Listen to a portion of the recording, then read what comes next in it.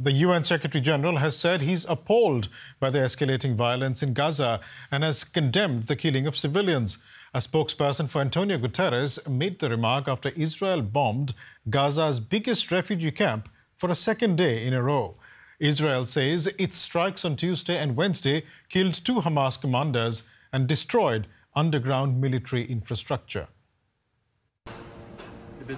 A strike hits Gaza's biggest refugee camp for the second consecutive day. Displaced Palestinians, many of whom have lived in the densely populated Jabalia camp for decades, pulled from under the rubble of what used to be their homes. What is their fault in all this? It's all gone. My sister's house, along with her and her children. My brother's house with his children. I lost all my siblings, except for my younger brother. These are all the names, 15 names. They're all innocent. It's literally a massacre, complete destruction. The UN has called the attack the, quote, latest atrocity to befall the people of Gaza. The devastation is nearly identical to an Israeli strike the day before that killed dozens of people. Israel has said that strike targeted a Hamas military commander. The group is classified by Germany, the EU, and the US as a terrorist organization. As was published yesterday, we eliminated the commander of the Jabalia battalion, Ibrahim Bahari. He was a murderous terrorist. Striking him caused the collapse of the building and of the tunnels that were under the camp. All of this led to the collapse of further structures. Israel has intensified its offensive in Gaza. The Israeli military released footage that shows the deployment of air and naval forces, as well as ground troops carrying out operations into the Strip. We are hitting the terrorists at all levels, from those who fight in the field to the level of commanders. IDF activity leads to the exposure of tunnels, the finding of terrorists, and heavy losses suffered by them. Unfortunately, there is also a price on our side, as happens in every battle. While Israel says the fighting has killed several of its own soldiers, officials say the war will go on until their mission is complete. Israel has been bombing Gaza from the air for weeks, but since moving into the territory with tanks and troops over the weekend, it faces a different threat, that of urban warfare. Israeli forces have been preparing for this eventuality, but so have Hamas militants. Urban warfare. It's every soldier's worst nightmare. The enemy could lurk behind every corner. But Israel's military, given the long history of conflict with Hamas militants, has long been preparing for the possibility that one day troops might be sent in to fight in Gaza. A concrete labyrinth full of hiding places for potential ambushes, which has proved deadly in the past. Soldiers have been drilled in what house-to-house combat might look like at the IDF's Urban Warfare Training Center, known as Little Gaza, at a site in southern Israel. Now, Israeli soldiers operating inside the Gaza Strip are putting those lessons to the test as they inch closer to Gaza City. Before the war, it was one of the world's most densely populated cities. The Israeli military, after ordering civilians to leave northern Gaza, has now designated the area a battlefield. The United Nations, citing Hamas-run local authorities, says about half of all buildings in Gaza have been damaged or destroyed ahead of a possible invasion. Some people, including those unable to flee due to sickness or injury, remain in Gaza hospitals. Israel has accused Hamas of using hospitals as military headquarters and using civilians as human shields. And then there are the risks underground. The terrorist group and their allies have built a vast network of tunnels in Gaza. The tunnels are estimated to stretch hundreds of kilometers. It's likely the corridors could be mined or booby-trapped, and Hamas defenders will have the advantage of being more familiar with the subterranean web. Israel's army is aware that ground fighting inside Gaza is likely to result in a high number of casualties for Israel, Hamas, and Gaza civilians. Joining me now for more context is Marina Miron. She's a postdoctoral researcher in the War Studies Department at King's College, London. Marina, the Israeli army has seen action in Gaza before.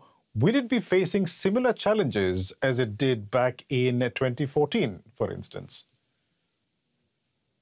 Good day.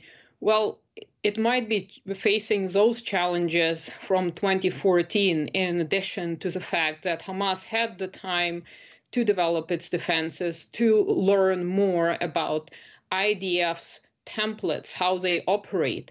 So I think today we're seeing a more prepared adversary who has, amongst other things, human intelligence on the IDF and how IDF is going to conduct this operation. So we also see a proliferation of new technologies, such as drones, which will most likely be deployed during this conflict and deployed extensively. So I think the overall environment that the IDF will be facing will be much more challenging than that in 2014. And we have also seen that 2014 was not a successful operation for the IDF.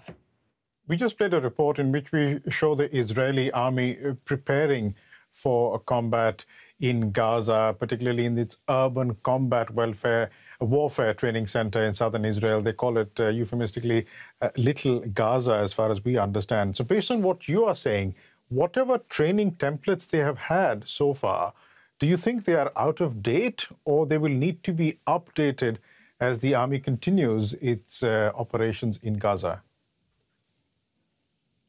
I think what is important to understand, of course, having, as you said, that training camp, Little Gaza, is a benefit to train for urban combat. However, a training environment is always different from an operational environment. And whatever you plan for is probably going to fall apart once you enter an urban area, because you cannot account for all the challenges, multi-directional challenges that will be facing the troops in Gaza. Therefore, I think on the one hand, Hamas will probably know or estimate how the Israeli troops will be handling themselves on the ground, on the one hand. On the other hand, it is not just the preparedness, the tactical preparedness in urban warfare. There are also other components such as air and sea and space feeding into this. So overall, the operation is much more complex. And in order to train it in a training environment, it becomes impossible and very costly. So I don't think that anything beyond urban combat has been trained there, such as coordination of air and naval assets. Speaking of air and naval assets, Israel is also carrying out an extensive aerial bombing campaign in Gaza. Is that also designed to assist with a ground invasion? Well, the idea of this bombing campaign is to destroy the capabilities, or as much of the capabilities that Hamas has in the Gaza Strip, and obviously also to damage its underground tunnel network system. However, the effectiveness of these attacks remains to be seen, and we will be seeing that when actual urban combat begins, because the tunnel network is very extensive, built of several layers. And if we remember the Battle of Mosul in Iraq, the Islamic State had only 2 years to dig tunnels, and it took about 8 months to make progress there. So Hamas had a decade or more than a decade to develop that system. Beyond that, the intelligence that the Israeli intelligence forces had on those targets needs to be updated, because there might be new points, because Hamas is quite flexible. They will be relocating, knowing that the Israelis will be using air power, and they will be trying to maximize civilian casualties in order to exert political and legal pressure on the Israeli defense forces. So it is a bit of a controversial topic with the airstrikes. We'll leave it there for the time being, but thanks so much for joining us today. Marina Miron from King's College, London. Thanks so much. Thank you very much. At least 320 foreign passport holders left Gaza through the Rafah crossing on Wednesday, alongside dozens of severely injured Palestinians. Around 7,500 foreigners are expected to leave over the next 2 weeks under a deal brokered by Qatar.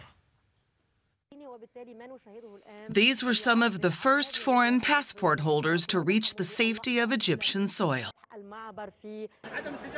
On the other side, hundreds were hoping for their chance to cross, but only those on a list agreed by Israel and Egypt would be allowed to do so.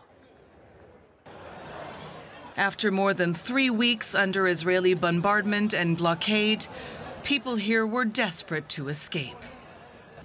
We are relying on God and hoping we'll get out. It's still our country and we feel sad for it, for its destruction, for our friends and loved ones.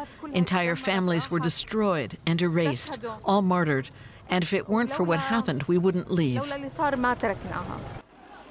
As well as those allowed to leave for good, Egyptian authorities have agreed to a small number of medical evacuations, with ambulances crossing the border to retrieve the severely injured.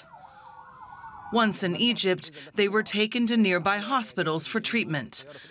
Gaza's own medical facilities are desperately short of even basic supplies and are overflowing with the injured. And while more aid trucks were allowed through once again on Wednesday, aid groups say it's only a tiny fraction of what entered daily before the Hamas terrorist attacks. The head of the UN's relief agency in Gaza stressed that residents were in urgent need after he crossed into Rafah for a visit. And I was shocked by the fact that everyone there was asking for food, was asking for water. I saw almost every children trying to express their way that they need to eat, they need to have water.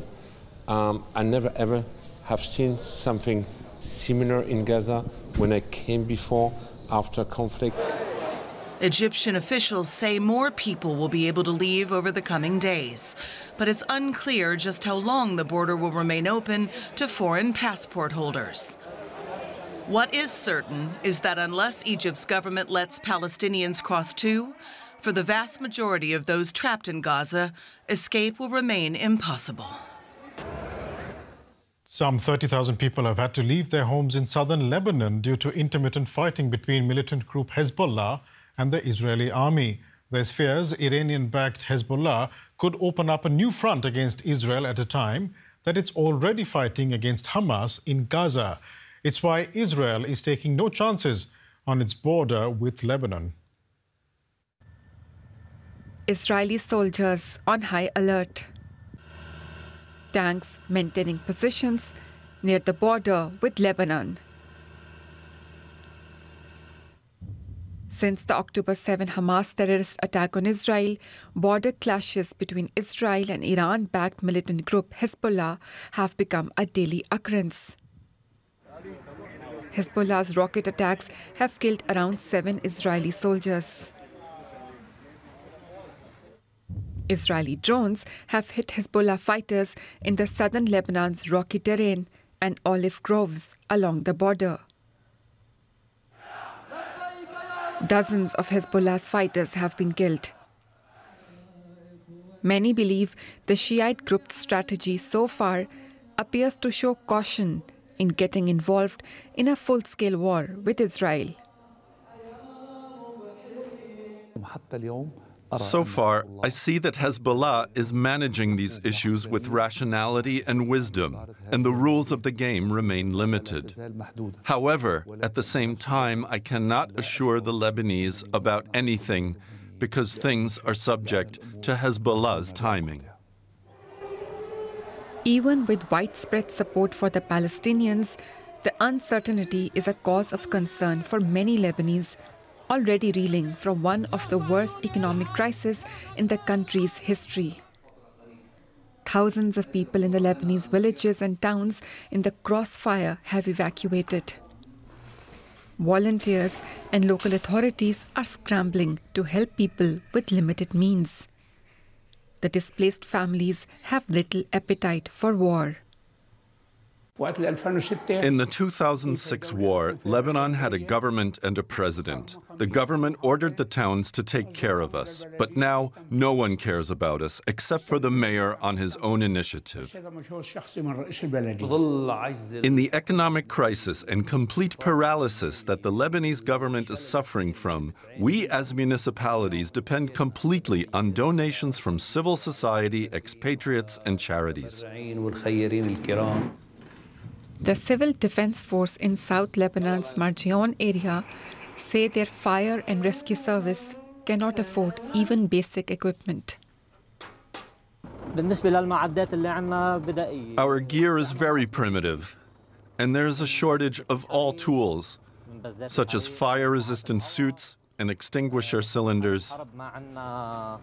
We don't even have helmets or flak jackets to protect our team, so they can extinguish fires during the bombing.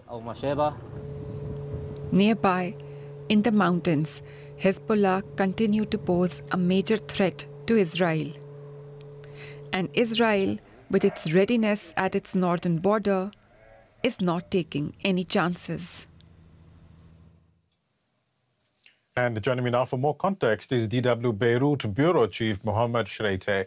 Mohammad, how keen is Hezbollah to open up a full front against Israel at this stage? Well, we know that Hezbollah has been deliberately keeping all options on the table. His leadership said in many occasions that it is willing to do whatever needs to be done in the right time. When is the right time? We don't know. But everyone is anticipating the speech of Hezbollah chief Hassan Nasrallah tomorrow, Friday. This will be his first public appearance since the outbreak of the conflict in Gaza and Israel on October 7. There have been a lot of speculations about this speech. Some are analyzing that this could be the moment when Nasrallah announces that his party will open a full front with Israel. Others just say it would be another speech where Nasrallah will end up ensuring the status quo on the Lebanese-Israeli front remains the same despite the expected escalation in his language. But give us a bit of a context about what we can expect potentially in this speech. For instance, how close are Hamas and Hezbollah, and could the progress of Israel's war against Hamas determine what Hezbollah does? It did actually determine what Hezbollah does to a large extent. Hezbollah joined the conflict on the very second day after Hamas's unprecedented surprise attack on Israel on the morning of October 8. So the party attacked Israeli military posts in the Shaba farms on the Lebanese-Israeli border, which Lebanon consider occupied territory. And this was a clear statement that Hezbollah considers itself in the core of this conflict. We know that Hamas and Hezbollah are part of a regional alliance, the so-called resistance axis. Both parties receive fund and logistic and political support from Iran, and they long talked about being part of one strategy of unifying all fields of confrontation with Israel and the West, as they name it.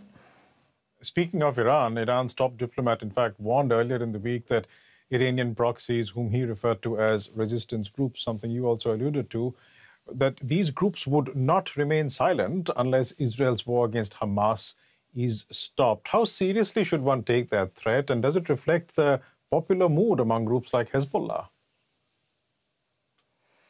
Well, we are near the end of the third week of this conflict, and we've been hearing these warnings from the Iranians since the beginning. Now we've seen some engagement from Iran's regional allies like the Houthis, who claimed a couple of missiles and drone attacks on Israel. Other Shia militias in Iraq claimed attacks on American bases as well. But so far, these attacks were limited. Even Hezbollah, which is considered to be Iran's strongest ally in the region, has been keen on keeping the skirmishes with Israel on the Lebanese-Israeli borders very calculated and within acceptable rules of engagement. We just played a report where Lebanon's caretaker Prime Minister Najib Mikati said he can't reassure the Lebanese about anything because things are subject to Hezbollah's timing. So the Lebanese government doesn't appear to have any control over Hezbollah. Right. Well, Hezbollah is the political party with a military wing. It is by far the most influential player in Lebanon. It is seen to be even stronger than the Lebanese army. The head of Hezbollah said that it has a fighting force of some 100,000 foot soldier or fighter and thousands of rockets at its disposal. Now, the government has been clear about working to prevent war, but the truth is it's Hezbollah who controls the decision of war and peace in Lebanon. And what has the impact been on people living in the border areas with Israel? I think the answer really lies in what the mayor and the head of civil defense said in the report. Lebanon has been reeling from the worst financial and economic crisis in its modern history. The country's economy is mainly relying on money transfers from the many Lebanese in the diaspora who send money to support their families in here. The government's ability to support the people in case of war is near zero. It recently presented an emergency response plan that many opposition parliament members perceived as delusional because it depends on promised aid from international organizations. We'll leave it there for the time being. Thanks so much for joining us today. Mohammed Shreite, DW Beirut Bureau Chief. Thanks so much. In Israel, Hamas militants massacred around a tenth of the population of one kibbutz in the south of the country. Those who remained have been evacuated to a resort on the Dead Sea. There, around 1,000 survivors try to find ways of dealing with their trauma and, in many cases, the loss of their loved ones. DW's Rebecca Ritters reports from Ein Bokek. Portraying the dead from a time before their world fell apart. Just one of the therapies helping these people process their trauma at this upscale resort on the Dead Sea. It's a place of relative safety in a country at war. Around 1,000 Israelis who escaped the massacre at Kibbutz Be'eri were evacuated here, where they'll live for at least the next few months and try to come to terms with what happened. Yeah, in 6:30 in the morning, something like this, we heard a lot of bombs and we woke up. Ella Ben-Ami recalls the moment the ordeal began. Her parents soon texted her from their home up the street. They were in hiding. Hamas gunmen killed more than 100 people in Be'eri that day. Ella feared her mum and dad were among them. Something like an hour later, I saw a picture of them on Telegram with both terrorists they took them. It's not in Israel, I guess it's in Gaza. 2 weeks later, Ella found this video on Telegram showing her captured mother, filmed by Hamas. So, looking for clues of where they might have been taken, she and her sister went back to their childhood home. Why? I can't even describe it. It was so hard. Even yesterday when I went to there.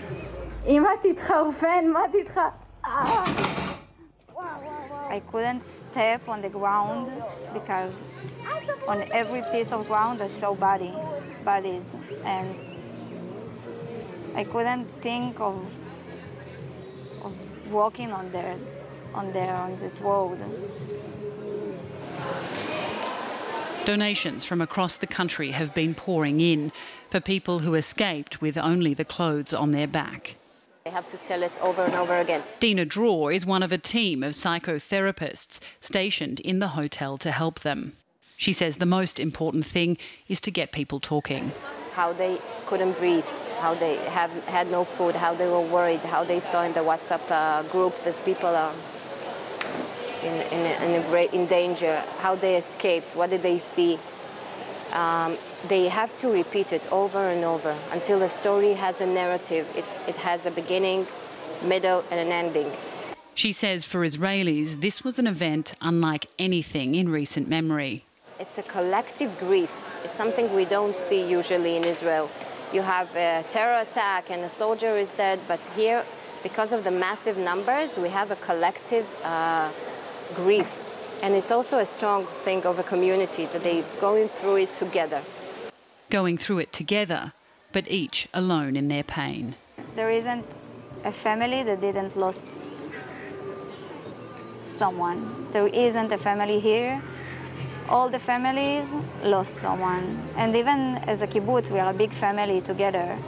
And even I lost friends and neighbors, and everyone lost someone. The 7th of October was traumatic for all Israelis. And even as the people from Be'eri try to heal, it's clear their trauma will be felt for generations. And that's it for now. There's continuing updates on the Israel-Hamas war on our website, dw.com. And you can also follow along on our Facebook and X pages. This, of course, in addition to rolling news coverage on the DW News channel. I'm Biresh Banerjee in Berlin. Thanks so much for watching. Goodbye.